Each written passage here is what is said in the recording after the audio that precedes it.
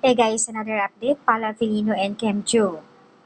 Another sim-sim. Hiraman ba ng jacket or couple jacket?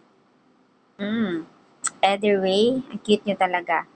Pero ito ha, sa post ni Paula Filino sa kanyang Instagram, media photo dump. Ayan, nakikita doon na may isang photos. Nakasuot nga siya ng jacket na brown, beige.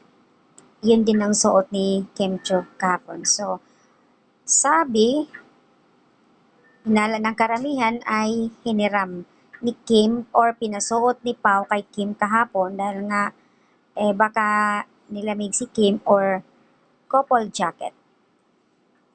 Guys, hindi na tayo magtataka sa kanila kasi si Kimi isa yung taong mahilig sa mga terno, mga twinning. Kung matatandaan nyo na nung palagi sila nagja-jogging, ang laging suot nila yung shoes. Iba nga lang kulay kay Kim, pink.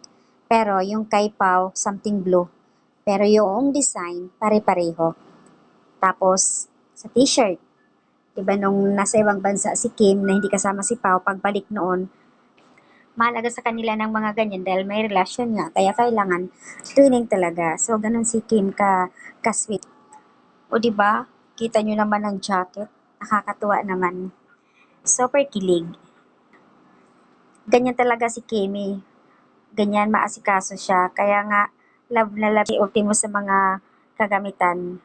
Talagang interesado, aware si Kimi sa mga ganyan. T-shirt lang, wala. Pero pagdating, nung nakikita na ni si Kimi, yan, medyo nag-improve at nakikipag-usap na, masayahin na siya. Tapos sa mga kasuotan niya, medyo may improvement. So, yun yung mga comment. Totoo naman. Kasi nga alam naman natin si Kimi makikay, talagang maano siya sa mga damit eh. So, ayan ang update guys. Nakakatuwa naman.